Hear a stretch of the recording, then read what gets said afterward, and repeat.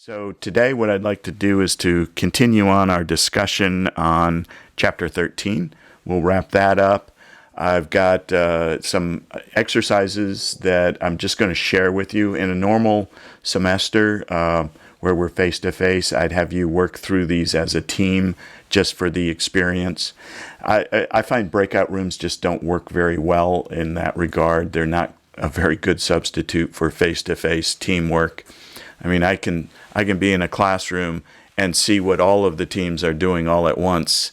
In the breakout room setting, it takes 10 seconds to move from room to room, and I have no clue what's going on in other rooms. So, and for you guys and gals, it's not as interactive for sure. You can't share a piece of paper or look at each other's calculators as easily. So, what I'm going to do is I'll just show you the exercises. These are the ones out of Chapter 11 and 12.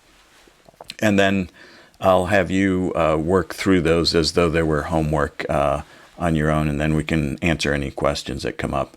So this is just kind of another exposure to that material out of 11 and 12. Last class we did Chapter 10. We did those, the duration and the immunization strategies. Those were a little more complicated. These are more or less plug and chug, so that's why I don't feel like it's worth me going through these in class, in the class setting with you all. But certainly I'll share those with you, and then when you've worked through them, if you have questions, feel free to bring it up in class and or in office hours or via email. All right, and then oh, by the way, and then also hopefully we'll have a chance to start into Chapter 15, which is an entirely new area.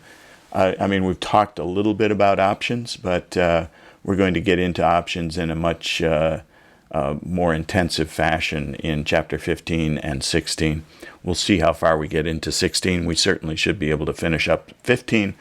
16 gets a little more complicated.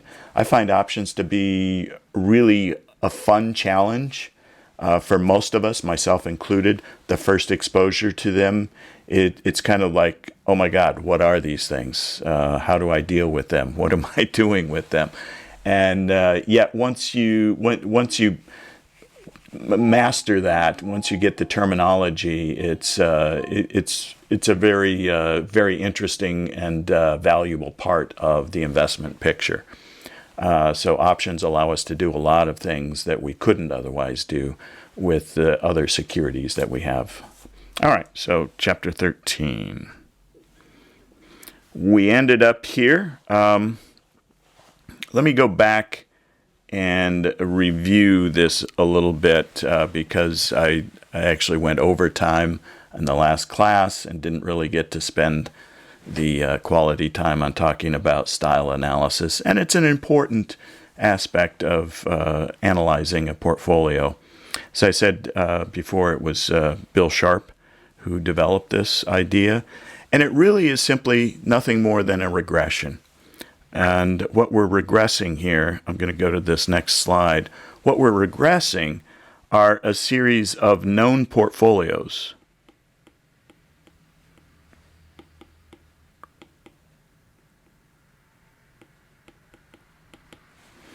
So we've got portfolios that we know the composition of. The portfolio that we're regressing on that is it could be unknown in terms of its composition, or it still could be known, but we just want to see what sort of style it's predominantly focused on. And so here what we're doing, so we're taking the returns on our portfolio and we're regressing them on, obviously we have an intercept, and then we have a beta coefficient on T-bills, a beta 2 on small cap, a beta 3 on medium cap, mid cap, a beta 4 on large cap, a beta 5 on growth, and a beta 6 on medium growth, and beta 7 on low growth. And then, of course, as with any regression, we've got an error term. And that's where anything that doesn't get explained in the in any of these other x components goes into the error term. So what we're doing is we've taken the returns. So we've got a series of returns for the portfolio over time, and then we have that same time period, the returns for all of these other portfolios, these known portfolios, these 7 portfolios. And we could use different sorts of portfolios. It doesn't have to be just a size and a PE type portfolio, but that's a very common composition. It's a very common matrix where investors think about these things in terms of, are they big or large? Are they low or high PE? And as you may recall, those are also the 2 additional factors that Fama and French added to the CAPM in their Fama-French 3-factor model, are the size and the PE factors. So these are, they're useful in that regard. Now, once we run this regression, we're going to get some coefficients. And these coefficients, just in this example, they happen to add up to 100. Well, even if they don't add up to 100, we can scale them by whatever they add up to. So we can take whatever that coefficient is for mid-cap and the large cap, and in this case, the high PE. Those are the only 3 that load. By load, what I mean is they have a coefficient that is significantly different from 0. It has a p-value less than 0.05, or a t-stat greater than 1.96. Any of those things all mean the same thing. So in other words, these are regression coefficients that have a slope that is like this or is like this, but is not horizontal, at least from a statistical perspective. So I can always get this I can always scale by whatever these loading coefficients sum to, so that I can get some idea, of what percentage. So in this case, I've got 61% of my unknown portfolio, or my target portfolio, has the same return characteristics as a portfolio composed solely of large cap stocks. So nearly 2/3 of it is that.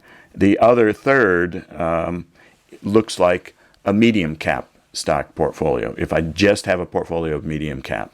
And then there's just a little dab of growth in there too. 5% is related to growth.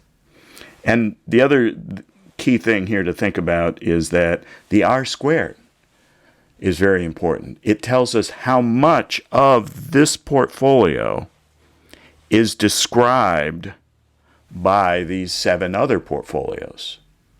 In this case, we're capturing the vast majority of it. Only 2.5% of the returns of R sub P are not described by one of these 7 known portfolios.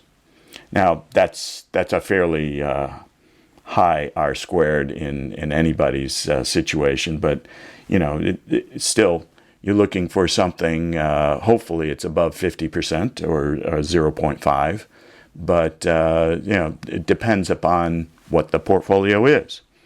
And what you may need to do is to pick some different known portfolios if your R squared is really low. Because ultimately part of the idea here anyway, is to come up with figuring out what's in the portfolio. Many of these portfolios, mutual funds, but certainly hedge funds for sure, and PE investments, you don't know what's in the portfolio. The companies do not reveal that. It's the secret sauce, right? So I can't reveal that to you. But what I can do is I can kind of backward engineer what's in that portfolio by using a technique like this. That's why this style analysis, I think, is so important. You want to try to figure out what makes this thing tick. Why is this hedge fund returning the returns that I see? And this is one way of trying to figure that out. Performance attribution is another very important technique. And again, I'm not sure why your authors decided to drop that out of the chapter. It's been in previous editions of the book. So let me just share with you a little bit about how this particular method works. What we're going to do is we're going to break things up based upon very broad asset classes. And then we're going to potentially even delve down into the sector or the industry level. And then we're also going to consider within each of those industry sectors or broad asset classes, are we selecting securities? And if so, how are we doing? Are we selecting the right securities? In other words, are we selecting the securities that are underpriced to include as long positions in our portfolio? We also need a bogey or a benchmark for each of the industry sectors or classes, depending upon how we're breaking things down. And that bogey or benchmark is essentially, think of it as, if we're looking at equities versus bonds, the bogey for the equities might be the S&P 500. And for the bonds, we would look for some sort of very broad-based bond index. Maybe Morgan Stanley has something that we could use for the bond part of it. We're going to choose the weights of those bogey portfolios based upon overall market expectations. And by weights, what I mean is how much do we put into each sector. Usually it's as a percent that sector or that class makes up of the overall set of assets. And we're going to compare those bogey portfolios to the subject portfolio. And let me just cut to the chase here, because I think a picture is worth 1,000 words. This picture really describes what this attribution technique is all about. So here in the blue, this is, you can think of this as the return to the bogey portfolio. And if we have selected our subject portfolio correctly, we are going to get a little extra by picking particular securities within each asset class appropriately. So we're always picking the underpriced securities. And then we're also over or underweighting particular asset classes, sectors, or industries as well. So those are the two ways that we could get some additional gain. And this technique allows you to separate those two things out and figure out which thing you're doing best at and how much of the extra return is attributable to either one of those things, either security selection or over or underweighting the correct class, sector, or industry. So again, here's, I think this example really points it out. If we find that we have a subject portfolio that outperforms overall by 137 basis points, so 1 1/3-ish%. How much of that 1 1/3% is due to these various things? One is in terms of asset allocation, we get 31%.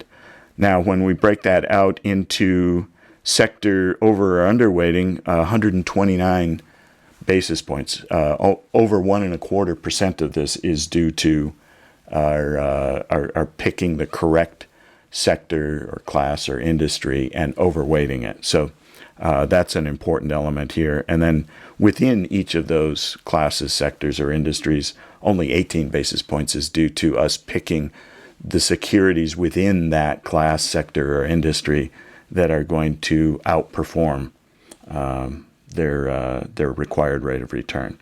When we add that all together, we end up with our 137 or 1 1/3-ish percentage outperformance. So that helps us to understand what are we doing well and what aren't we doing so well on. This is fairly common, though. Remember at the very beginning of class we talked about how 90% of the returns that we get are due to asset allocation. Only 10% are due to security selection. So attribution method is a very important means of understanding, what we're doing right, what we're not doing so right. And then the last thing in this chapter, which your authors did leave in the chapter, is this technique called value at risk, VAR. Also, not to be confused with vector autoregression, right? Both of those things are techniques used by finance people, particularly quants. And so when you hear somebody talking about VAR, make sure you know whether it's vector autoregression or value at risk, right? Two different animals. In this case, this value at risk is a technique in trying to figure out what is our potential loss of X dollars over a particular time horizon. And it could be a day, it could be a month, it could be a year. So we're going to pick a time horizon that we're worried about. We're going to say, okay, what is the probability that we could lose $1 million over this time horizon? Or what's the probability we could lose $1 billion over this time horizon? And again, with the idea that pictures are worth 1,000 words, and in this case that's true, if we have an average return on our portfolio of mu, and then we know that the returns generally, not perfectly, but generally follow a normal distribution, then we can calculate a standard deviation, and we can talk about things in terms of 1 standard deviation, 2 standard deviations, or 3 standard deviations away from the mean. Now, over here, this upside risk is actually the risk that we're hoping to get. So it's predominantly the downside risk that we're focused on when we're looking at value at risk. If we make $1 million, we're happy about that. That's not a concern. It's when we lose $1 million that we're concerned about.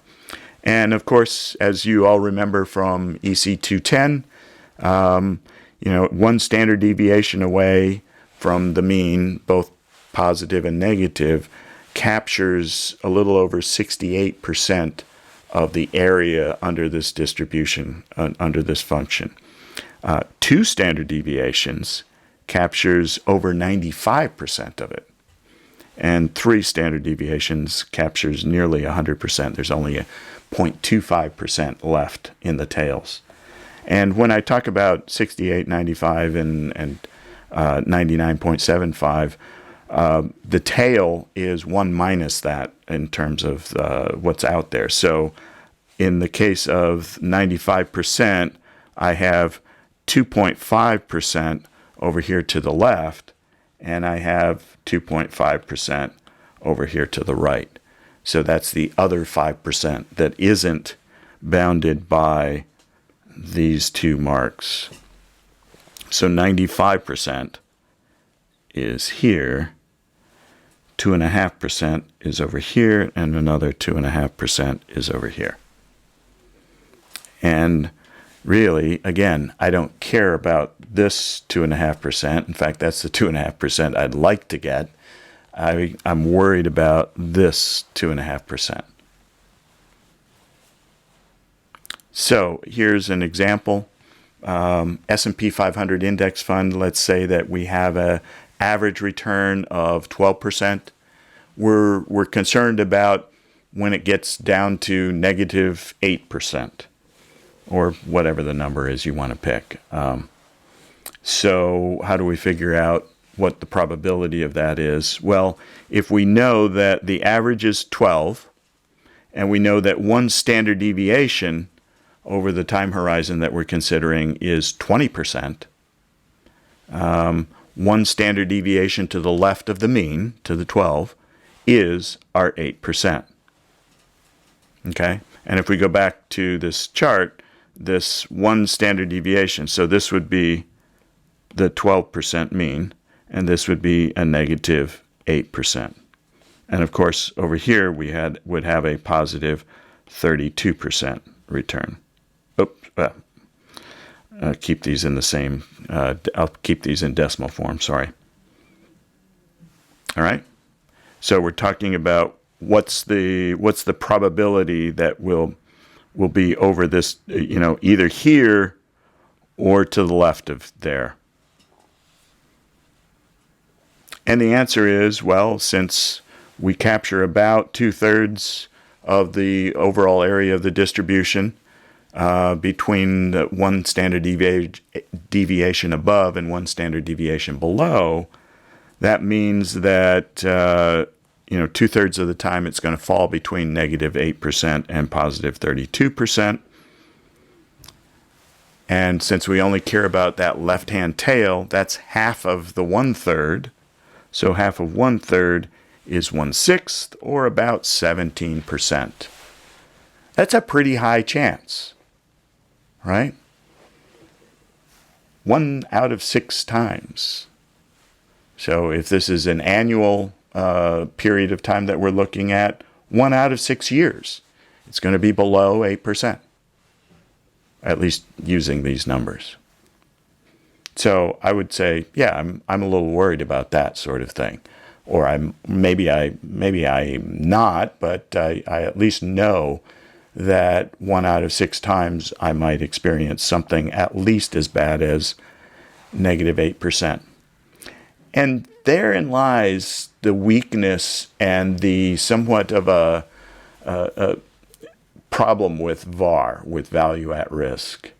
Because let's say that -8% equates to a loss of $1 million.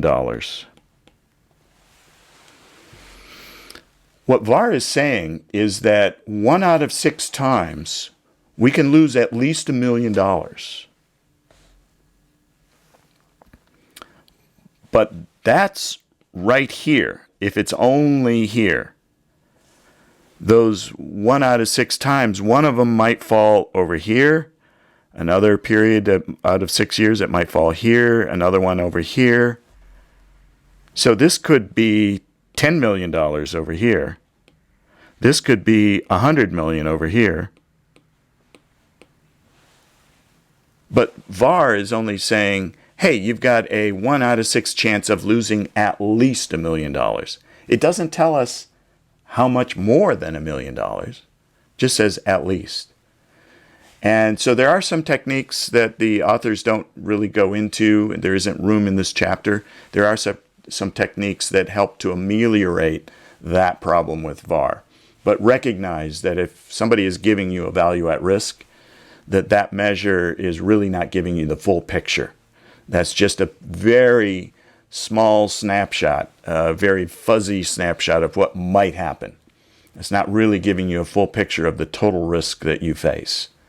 So if you're ever in that situation, dig a little bit deeper into some of the more advanced techniques when it comes to analyzing a potential loss using value at risk.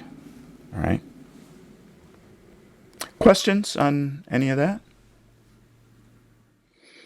Quotes by Warren Buffett are always something to pay attention to, right?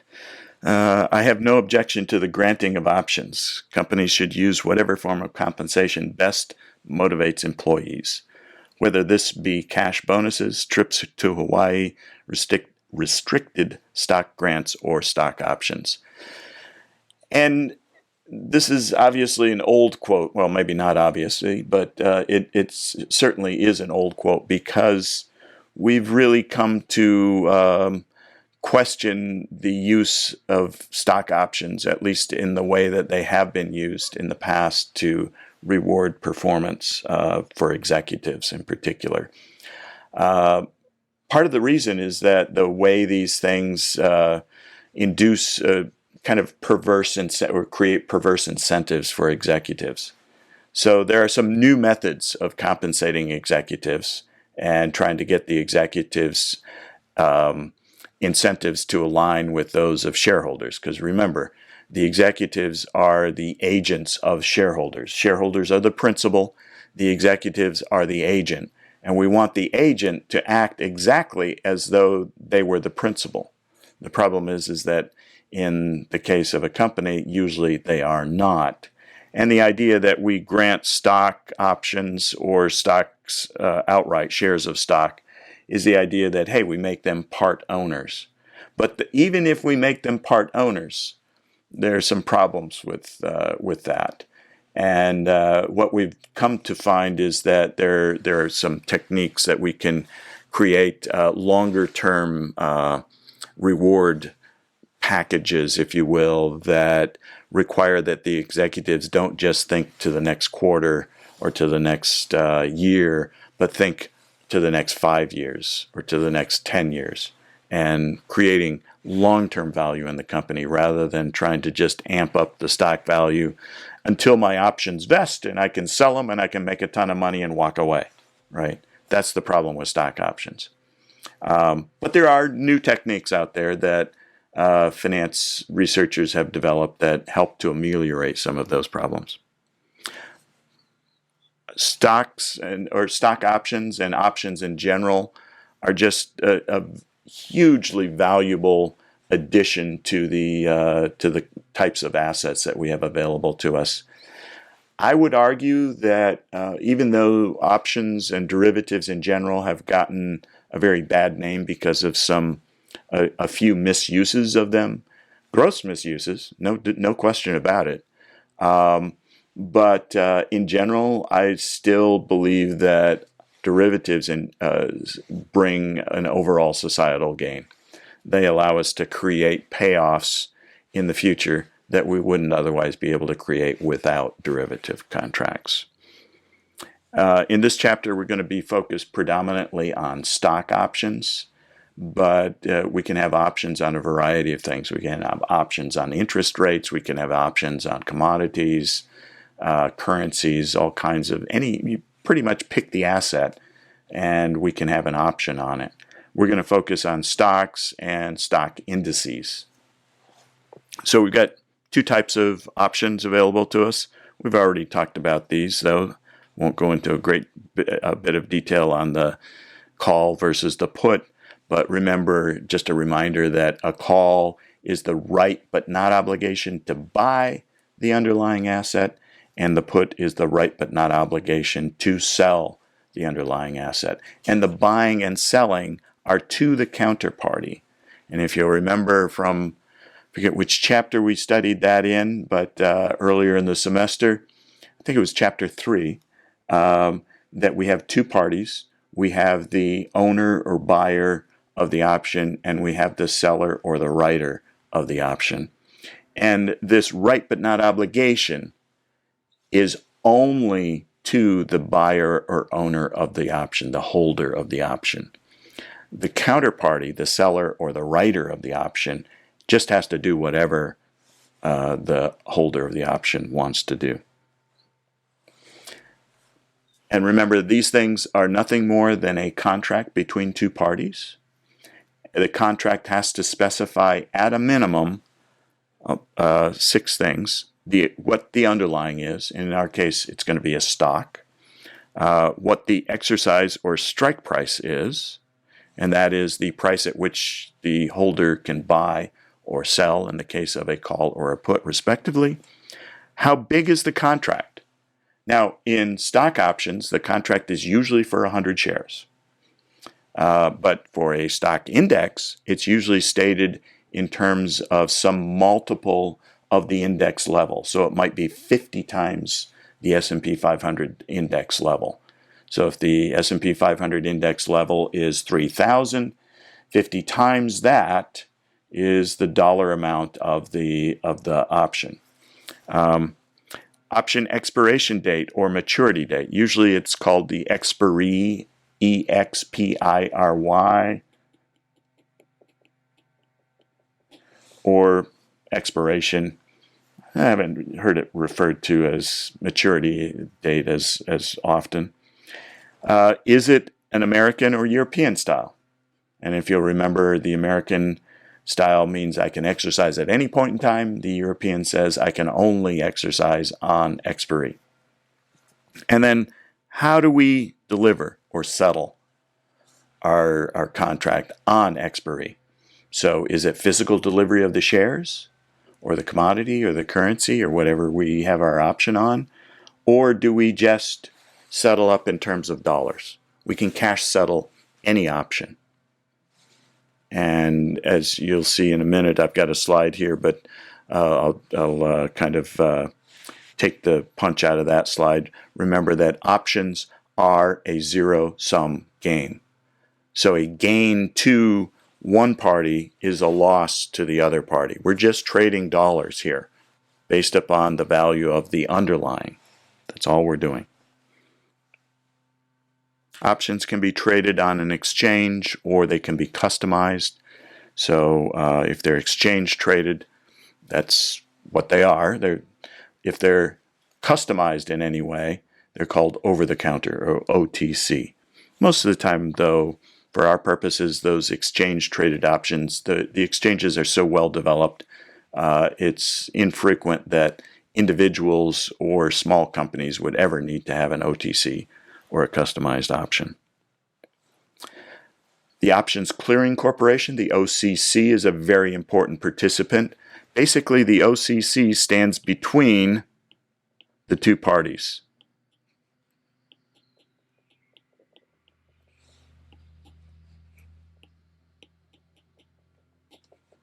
So anything that goes on between these two parties is intermediated by the OCC.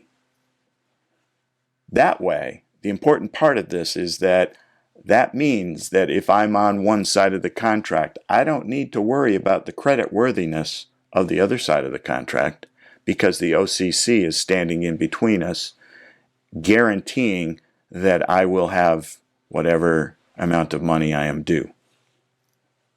Or loss, if I happen to be on the losing side of that contract. Why options? Well, I'm going to, again, jump to the example here. One of the reasons for options is that they create a massive amount of leverage. So here's an example of 3M shares selling at $190 a share. We can actually take a long position in the shares, or we could take a position in an option on 3M stock. If we buy 100 shares, that costs us $19,000. If we buy one contract on 3M stock for 100 shares, that costs us $500. Then if we look at the stock on expiry at three different possible prices that 3M ends up at on expiry at 200, so that would be a $20 gain, or sorry, a $10 gain, at 180, which is a $10 loss, or at 190, which is no gain at all. And if we look at the long investment with cash, we end up with, in the case of being at $200, we gain $1,000. That's a 5.25% return. At 180, we lose $1,000, 5.25% loss, and of course at 190, we make nothing, 0% gain or loss. But you'll notice over here, in the case of the call option, we have a $500 gain at 200, which is 100% gain on our invested capital. We invest $500 in it, and we end up with a gross return of $1,000 minus our original invested capital of $500, gives us 100% return. If it ends at either 190 or 180, we simply have 100% loss of our invested capital. So, huge amount of leverage. Now, is that why options exist? Just to create the ability to create a leverage position? No.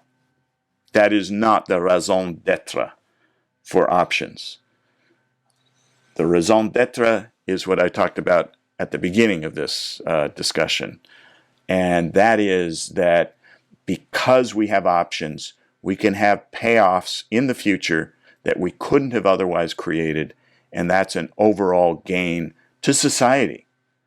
It increases our economic output and increases, obviously, the number of jobs we can create and so on and so forth. Without going into too much detail, it's what we call completing the market.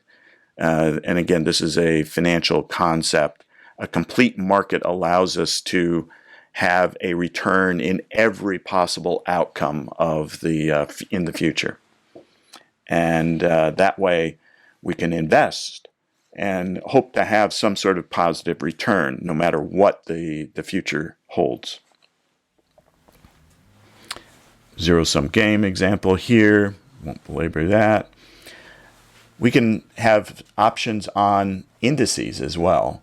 We don't just have to have them on individual stocks.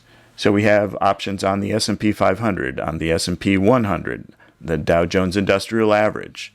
You name the index, and the Chicago Board of Trade probably has an option contract on that index if it's widely followed.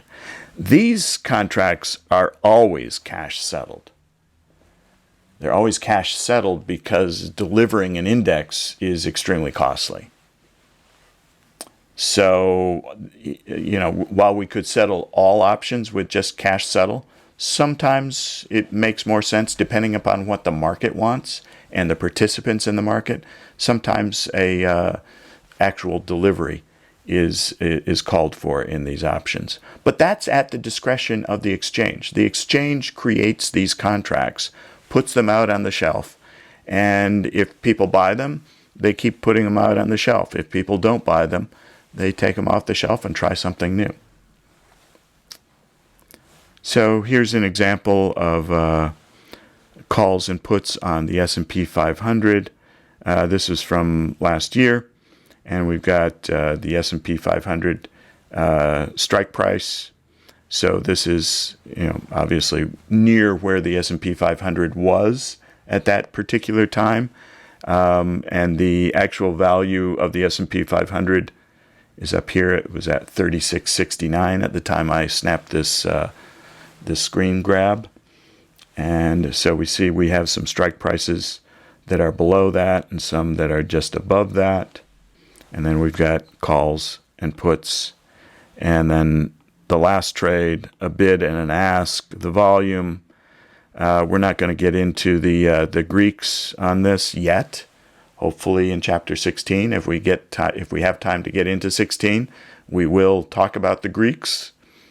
So there are various parameters that help us to understand the value of an option. The first two are delta and theta, delta and gamma, but there are others. There are thetas, sigmas, things of that nature. So hopefully we'll have a little bit of time to delve into that. By the way, if you find options and futures and forwards and swaps interesting, I'm not sure that we'll be able to do this next spring. I'm hoping we can offer the derivatives class, FN 444. That digs into this on a semester level basis.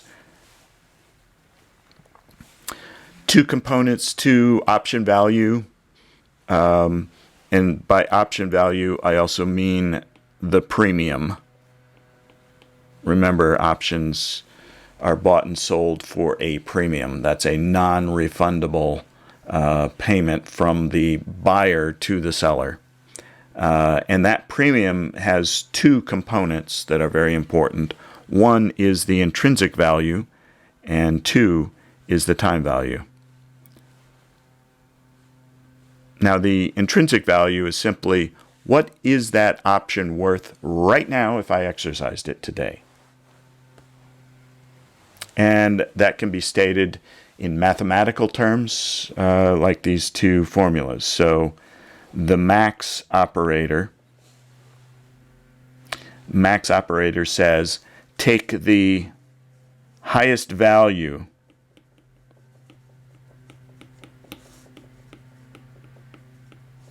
out of the arguments in the brackets. So in this case, I only have two arguments in the brackets. I have 0 or S minus K for a call option. And 0 simply means that I get nothing for it. And S minus K says it's the stock price, the current stock price, minus the exercise price. Some authors will use X to define the exercise price. So X or K are very common nomenclature for that. But the point is that the current stock price minus the exercise price. In the case of a call option, if the current stock price is above the exercise price, And remember, a call option gives me the right but not obligation to buy at K, then the value of that thing is positive, right? If the exercise price is $100 and the current stock price is 110, then if I buy at 100, I can turn around and sell to the marketplace at 110 and make $10. So if that were the case, so if my two arguments were either 0 or 110 minus 100, which of course is equal to 10, then the intrinsic value of that option is 10. If S is less than K, so let's say that instead of this setup, we had the current stock price was $90, and the exercise price is still 100, then this yields a minus 10, and the max operator would pick 0 as the intrinsic value of the call option. So the intrinsic value of a call option is always bounded by 0 on the low end, and no bound actually on the upper end. The put option, similar idea here. We still have this max operator, the maximum of the arguments in the brackets. And again, we also have just two arguments, and the first argument is still 0. The second argument, though, just reverses the K and the S. So in this case, we have K minus S. And the K, again, being exercise price. Remember, in the put option, I have the right to sell at K. So when I make money is if I buy the security at the market price of S, and I can sell it at a higher price, K, if that's the case. So when the market price is below K, then there's a positive intrinsic value. When the market price is above K, then there's a negative value for that argument, but the intrinsic value of my or my put option is 0, because I use that max operator in both cases. Okay. Then the other component is called the time value component. This one is a really, really important part of this. So the time value component, together with the intrinsic value, give me the total value of the option, or the premium that somebody would have to pay to buy that option from a writer. So let's look a little bit in more detail at this time value piece of it. So if we are, let's see, how do I want to draw this? We're in a timeline here. Oops, that's not a very good representation. Just pretend that that's a symmetrical distribution. Sorry about that. I'm trying to draw freehand here and not quite achieving that. Wait a minute. Let me get out of here. I got to reload this deck anyway. I'm not getting full functionality of my pen.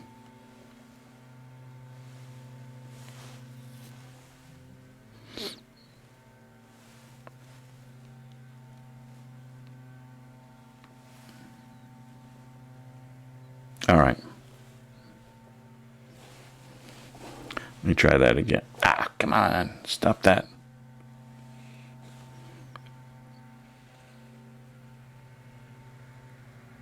There we go. That's a little better. All right. So we've got, let's say that this is K, and this is also S. The strike price and the current stock price are both at 100. So the intrinsic value of our option is 0.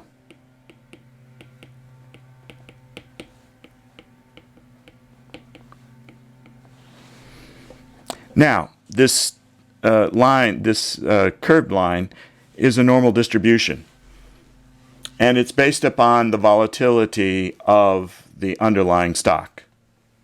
right? So if my underlying stock is very volatile, this will be spread out. If there's not much volatility, it will actually be more compact than what I'm showing here. So remember this, volatility is really, really, really important to the value of an option. And you'll see why in just a minute. So in the case of a, let's also assume that we're looking at a call option. So when this thing is above, when S is above K, so in other words, when the stock price is up here,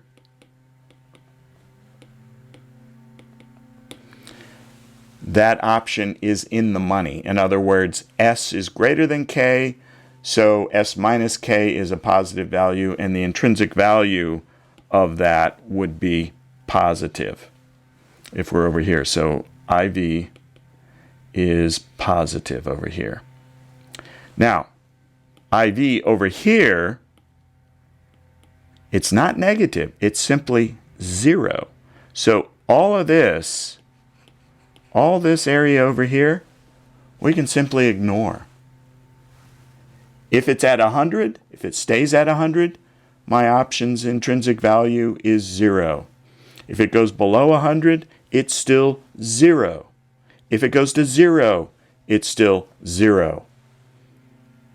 So none of this to the left matters to us at all. So we've got these asymmetric payoffs, and that's part of the value of an option. The payoffs are not symmetrical, right? If you bought the stock, if it went up $1, you made $1. If it goes down $1, you lose $1. If it goes down $10, you lose $10. In the case of an option, that's not true. They're not symmetrical.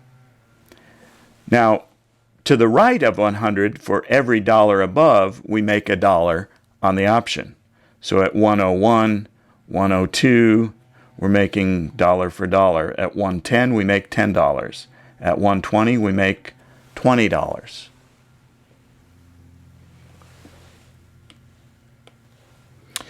So when I'm calculating my time value,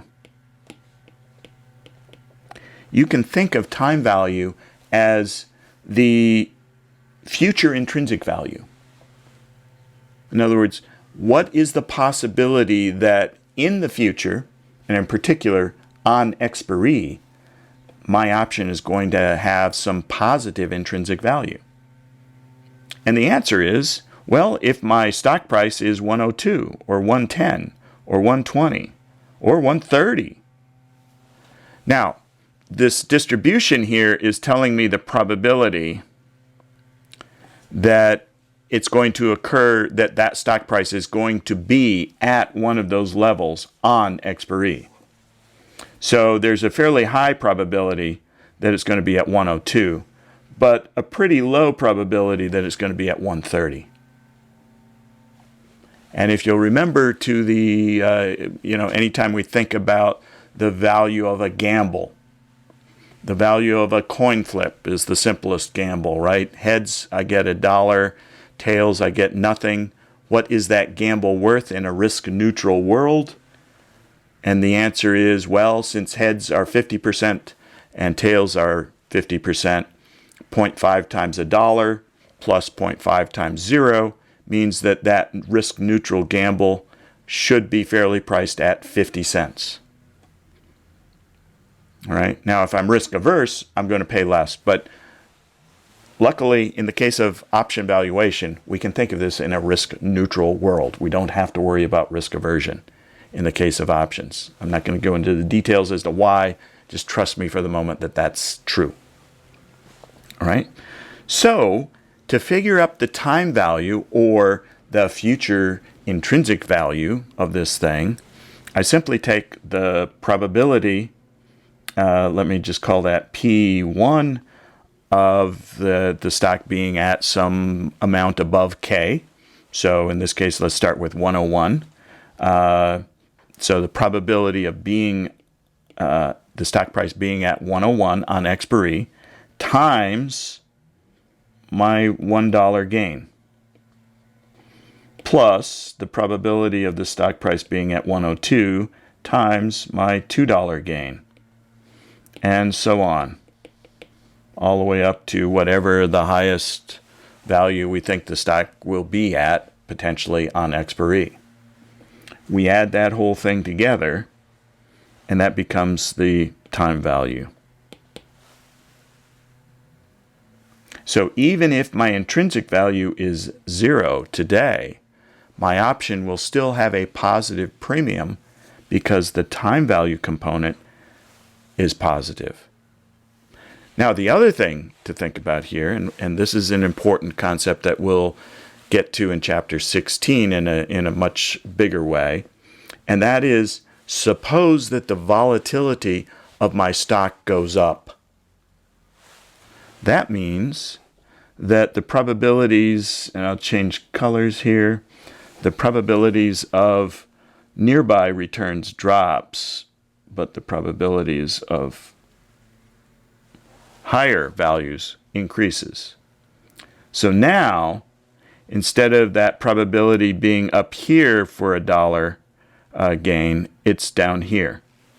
So I have a lower probability of getting a smaller gain, but I have a higher probability of getting a higher gain. So anytime I increase the volatility of the underlying asset, I increase the time value of that option, and thereby increase the value of the premium on that option. And vice versa. If volatility drops, the reverse happens. The probability of the nearby gains increases, and the probability of the much higher gains decreases. So the premium of my option drops. Questions about that? Okay, good. I'd already talked through what's on this slide. So in the money, out of the money, just terminology you should know. In the money means the intrinsic value is positive. At the money means the intrinsic value is exactly, or the stock price is exactly at the exercise price. Near the money, same sort of thing.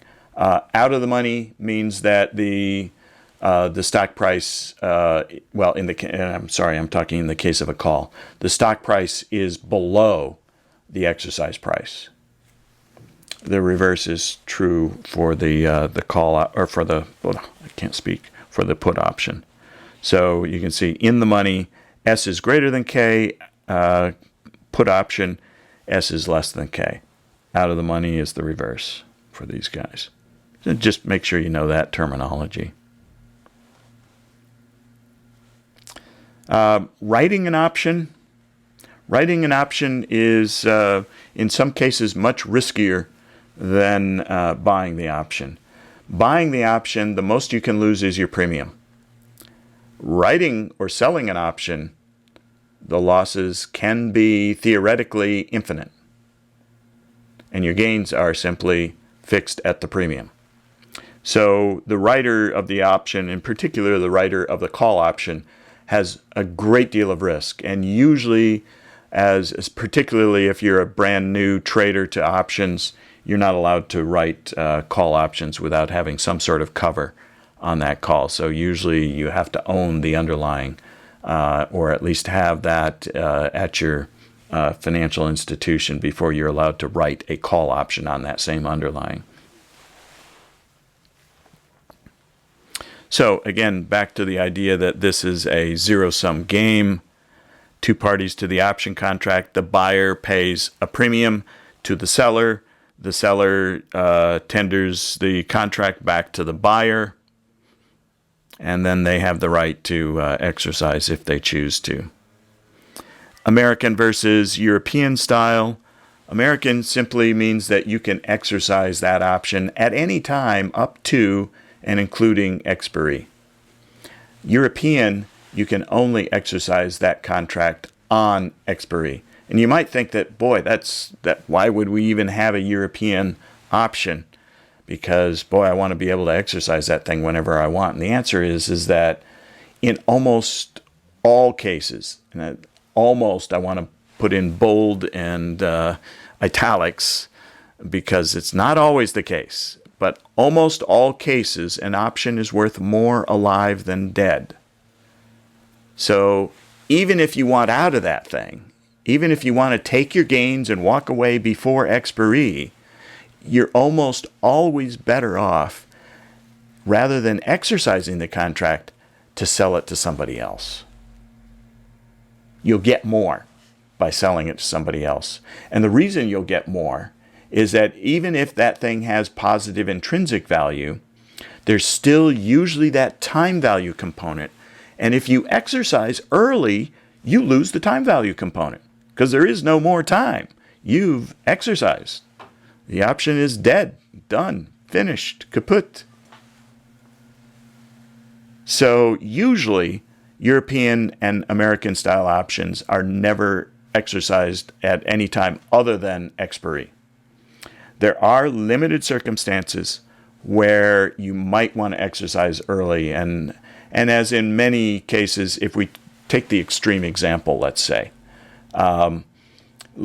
that we have an option, a call option on a company that has just said that we're going to close up shop and we're going to stop trading on our shares a month before the expiry of your contract. So if you wait till expiry, you've got the option to buy a stock that doesn't exist anymore and has no value because the company doesn't exist anymore. Now there, you might want to exercise early, right? That's the only time. Now, that's the extreme example and obviously unrealistic. But there's a certain amount of dividend. Let's say that same company, rather than closing up shop, said, hey, we're going to issue a much bigger dividend or some sort of cash payout to the shareholders. I might want to capture that. And if I can't exercise early, I can't capture that. And again, right now in the abstract, that doesn't make a lot of sense. When we look at binomial pricing models in Chapter 16, it'll make some more sense. Or if you take 444, it'll make a lot more sense at that point. Payoffs versus option profits. The initial cash flow, the initial cash flow is the premium that you pay. The terminal cash flow is what you get upon exercise. All right?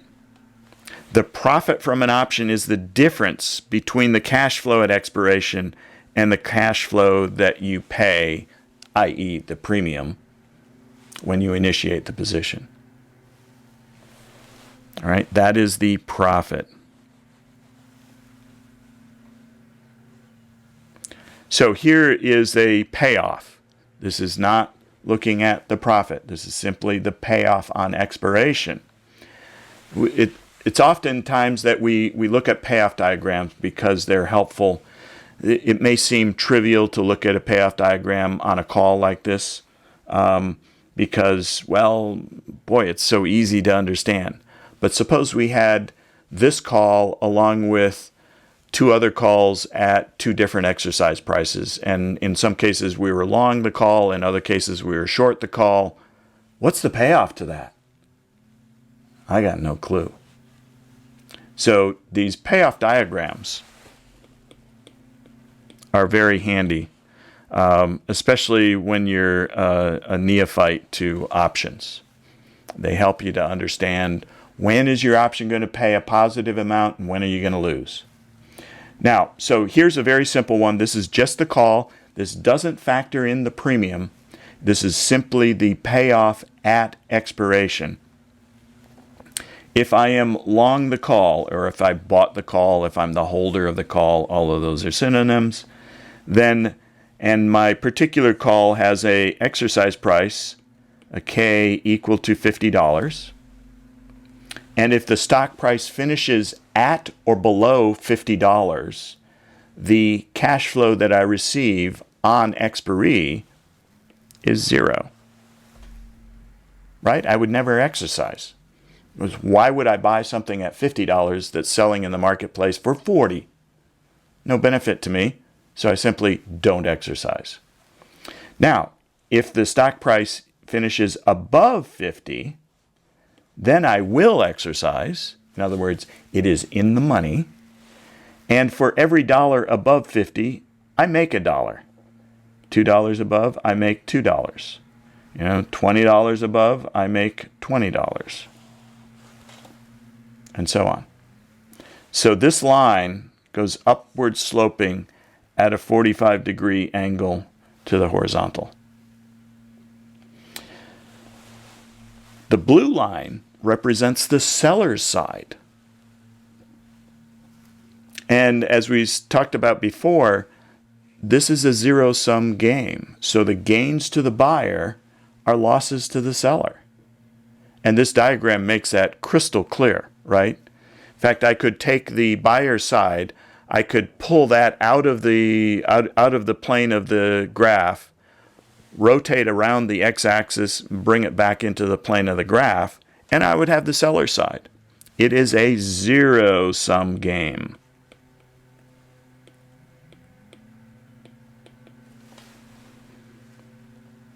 So that $20 gain to the buyer is a $20 loss to the seller. Why?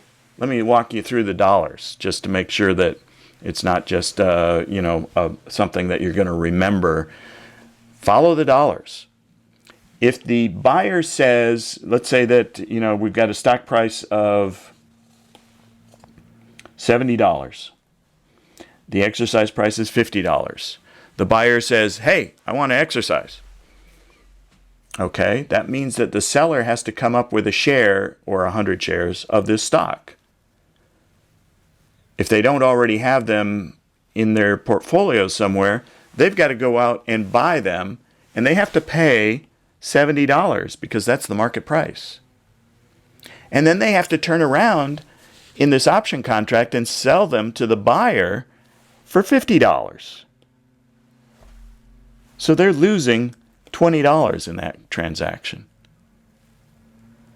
Now the buyer side, they get to buy this thing at $50 and they can immediately turn around and sell it back to the marketplace at the market price of $70, and they're making $20. So always remember that this is, if you have any doubts, always go to the dollar flow, the cash flows. But you can see why this is a zero-sum game, hopefully. All right, so that's a call option. The put option looks like the mirror image of a call option, except that this time we're pulling it out from the graph and rotating around the y-axis and then putting it back in. And again, we've got a K of 50, exercise price of 50.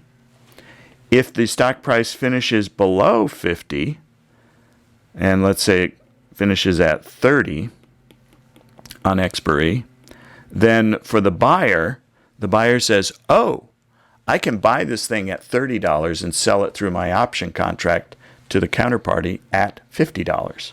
So the buyer makes $20 per share. Of course, the seller is on the other side of this.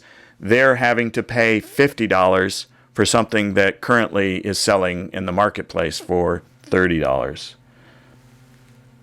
So they pay the counterparty of the contract $50, they get a share of this stock, and then they can turn around immediately and sell it for a $20 loss. So, ergo, the $20 loss. Now, let's include the premium into these things. Notice, let me clear off the, oops. All right, so notice where these guys are. They're right at the zero on below $50. Now what we're going to do is we're just going to shift this line down by the amount of the premium all the way along this line. And we're going to shift the blue line up by the amount of the premium all the way along the line. There we have the profits from a call option. So this incorporates not only the cash flows at expiry, but also the premium that was paid at the initiation of the contract. And of course, on the seller's side, that premium is a gain to them. They get to keep it. And if the price finishes below 50 in the case of a call, then they just get to keep the premium. They walk away. The buyer of it loses the premium, and they don't have an option that's worth anything, so they just have that as a loss. That's their 100% loss. Now you also notice that these lines cross at some point up here. They cross the 0 line, and what you'll find out is that that point is exactly the amount of the premium above the exercise price in the case of a call. So if the premium is, in this case, it's $10, so the break-even point is $50 plus that $10 premium. So if I'm the holder of the call, if I'm long the call, then I start making money at $60. Anything above 60 is a positive profit to me. Anything between 50 and 60, I still exercise, because what I'm doing there is I'm mitigating my loss. Anything below 50, I don't exercise at all. And I just lose the premium. All right? And then, of course, for the put option, it's the same idea here. Just, again, flip it around the y-axis. And the buyer is the red line, the seller is the blue line. Questions so far on this? So if you're lost at this point, that's not a good thing, and I want to make sure I clarify anything and try to answer any questions before we go on further, because it builds on all of this. And if there's one element missing, that's not good. I don't want that to happen. Everybody all right? Okay. By the way, I apologize for all the background noise. I don't know if you hear the leaf blowers. Boy, it must be spring. The leaf blowers are out. All right. Let's see. This is probably, and we've got about 5 minutes. Let me skip over the CDS's discussion. We'll come back to that in a minute. Let me look at a couple of other positions.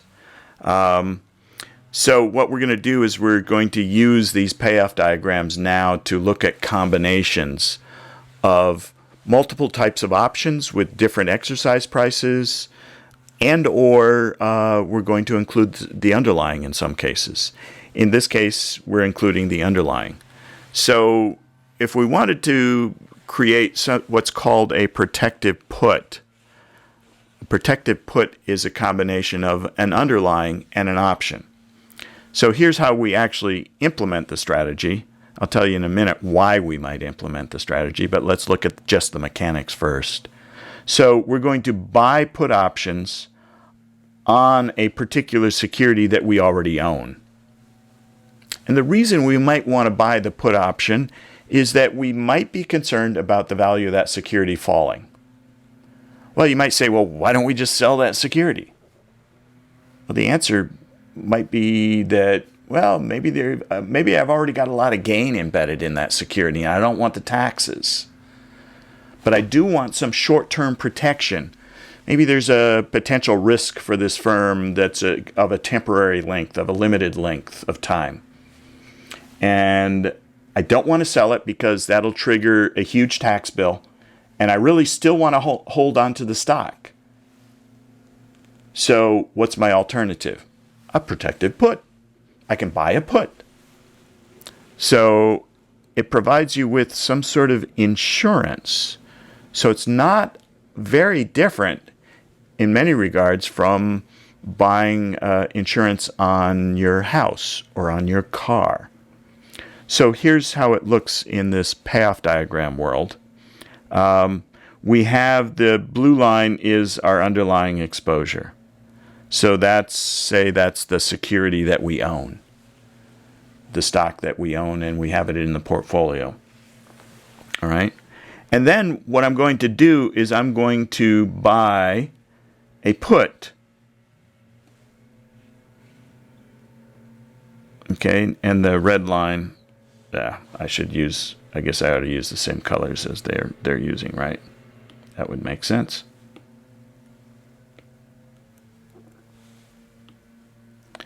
So the red line is the put.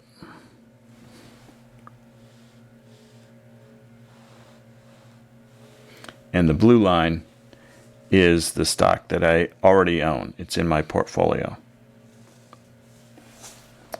And now what I want to do is I want to combine these two positions. And how do I go about that? Well, I can do that pretty easily, really, just by eye. And the way I do that is I look at any given point here and I say, well, let's see.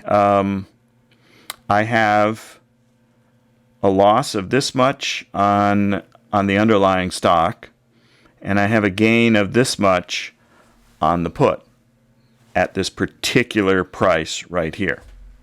Well, I add those two things together, the gain on the put and the loss on the underlying stock position, and I end up with a value right there. Now suppose that the price finishes here instead. Well, the gain on my put is smaller, but the loss on my stock is also smaller. In fact, they offset one another on a dollar for dollar basis as I go to the right. So the net of those two is still right there. So what I'm getting, I've got 2 points. I can draw a line, and that runs horizontally all the way up to when the put changes its slope. So instead of being downward sloping to the right, it now becomes horizontal. So now what's going to drive this net line, the net of the stock and the option, is the underlying, the stock. So now for every dollar to the right of this, let's see, our exercise price is here. So every dollar to the right, I'm going to gain $1. So what this ends up looking like, and I'm sorry, I'm about a minute over. I will wrap it up in 30 seconds. What's that look like? What of the other payoff diagrams did we look at that has a shape like that? Horizontal to the left and upward sloping to the right. Which position?